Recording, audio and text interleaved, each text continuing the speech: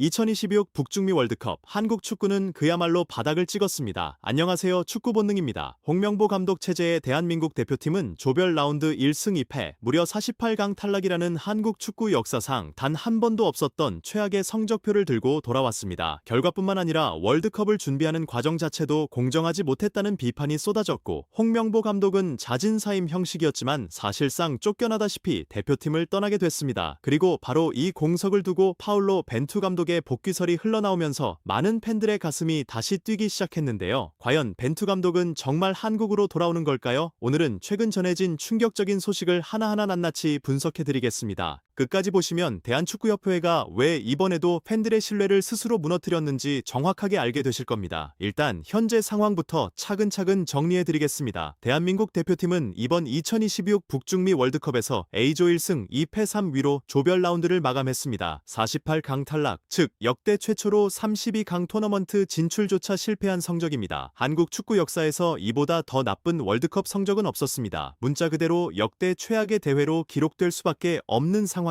그런데 단순히 결과만 나쁜 게 아니었습니다. 월드컵을 준비하는 과정 자체가 불공정하고 비합리적이었다는 비판이 대회 내내 끊이지 않았기 때문에 팬들의 분노와 실망감은 그 어느 때보다 깊고 강할 수밖에 없었습니다. 결국 홍명보 감독은 대회 탈락 직후 자진사임 형식으로 감독직을 내려놓았지만 누가 봐도 사실상 쫓겨나다시피 한 상황이었습니다. 그렇게 공석이 된 대표팀 감독 자리, 그냥 천천히 고를 수 있는 상황이 아닙니다. 대한민국 대표팀은 당장 2027년 1월 AFC 아시안컵 본선이라는 또 다른 대형 대회를 앞두고 있기 때문입니다. 선수들 입장에서는 월드컵이 끝난 만큼 잠시 휴식이 필요하겠지만 대표팀 전체로 보면 하루라도 빨리 새 감독을 선임해서 새로운 전술과 선수 구성, 팀 전체의 방향성을 다시 세워야 하는 절박한 상황입니다. 시간이 없습니다. 그런데 바로 이 긴박한 상황에서 파울로 벤투 감독의 이름이 다시 수면 위로 떠올랐습니다. 벤투 감독이 대한민국 대표팀 감독직에 직접 지원했다는 소식이 전해지면서 축구 팬들 사이에서 상당한 파장이 일었습니다. 카타르 월드컵 때 함께했던 감독이 다시 돌아온다는 기대감이 생겨난 거죠. 여러분도 그 소식 들으셨을 때 잠깐 설레셨죠? 그런데 여기서 문제가 생깁니다. 대한축구협회의 반응이 너무나도 일관성이 없었습니다. 처음에는 전혀 사실 무근이라며 즉각 부인하더니 얼마 지나지 않아 입장을 180도 바꿔서 벤투 감독이 차기 감독 후보 중 한 명이 맞다고 시인한 겁니다. 공식 입장을 단 며칠 만에 완전히 뒤집어버린 거죠. 이 모습을 보고 많은 팬들이 고개를 갸웃할 수밖에 없었는데요. 협회가 벤투 감독처럼 검증된 지도자를 데려오겠다는 신호를 흘리면서 여론의 반응을 먼저 떠본 것이 아니냐, 즉 일종의 언론 플레이를 한 것이 아니냐는 의혹이 나오는 이유가 바로 여기에 있습니다.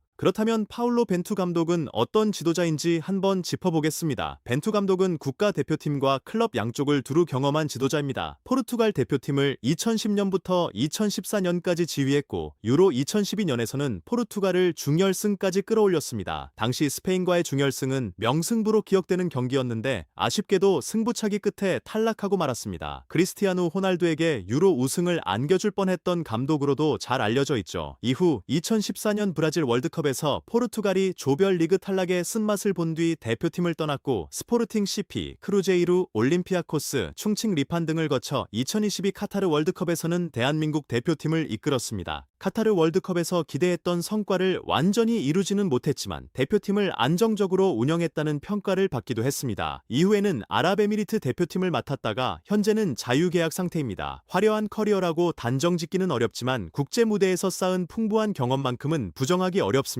그런데 결정적인 소식이 들어왔습니다. 에콰도르 현지 매체 볼라의 보도에 따르면 벤투 감독이 에콰도르 대표팀의 차기 감독으로 부임할 가능성이 매우 높다는 겁니다. 포르투갈 스포르티비 역시 같은 내용을 전하면서 에콰도르 측이 벤투 감독 선임에 강한 관심을 보이고 있다고 보도했습니다. 현재 에콰도르 대표팀은 마르셀로 가야르도, 디에고 카, 로베르토 모레노, 미겔앙겔 라미레스 등 여러 후보를 함께 검토 중이지만 그 중에서도 벤투 감독이 가장 강력한 후보로 거론되고 있는 상황입니다.